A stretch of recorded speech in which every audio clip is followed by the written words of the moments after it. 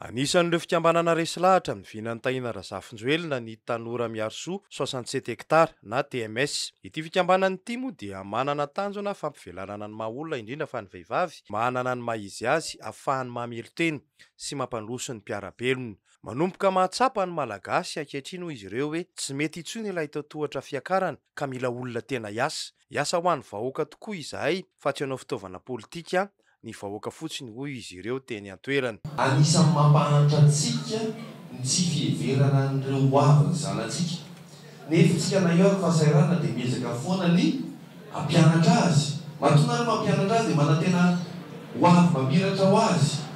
Ny fanabeazana no olana ka mampahatra antsika toy izao. Hoy kosa Andriamatoa Taina Razafinjoelina raha nitafa sy ny fampiresaka mivantana tamin'ireto mponina teny Akasina 67 hektara ireto izy androany. Ny asa vita no mamaritra ny olona miantre-tantana ny tanàna hoy izy ka tsy maintsy mifampitsinjo isika. Ny zanakareo no hotsonjovina amin'ny asa dia raha antsika manao asa no omeny fa tsy zavatra mety ho rovitra na simba rahampitso hoy hatrany Taina Razafinjoelina. Nambarany moa fa rahampitso zoma no hanomboka eny atao-madinika ilay asa maharitra ho an'Antananarivo. Efa nisy ny fanadihadiana ifotony namantarana ny maika sy laharam-pahamehana vao moroso amin'izao asa izao. Ny zavatra vita no teneniny fa tsy mampanantena poakaty hoy izy. Asa fa tsy rendrarendra ny antsika. Zay ilay teniko anareo hoe andao bajinina no avy. Izahay tsy andome an'ilay zavatra rovitra androany sy potika rahampitso. Izahay hijery ny zanakareo.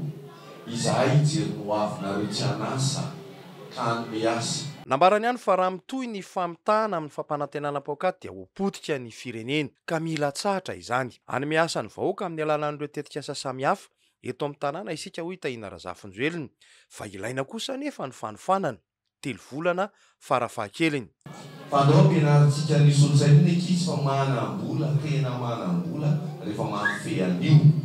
Notsaivony moa fa tany amin'ny taona 17 tany dia efa nisy sekoly iray teny Anosy nampiana sy nomena fampitaovana ka tohizana amina fokontany hafa izany. Hanome solosaina miisa 7 ho an'ny boriboritany voalohany isika hoy izy ka ho santarina amin'ny sekolina sahirana iray ny zoma ho avy izao izany.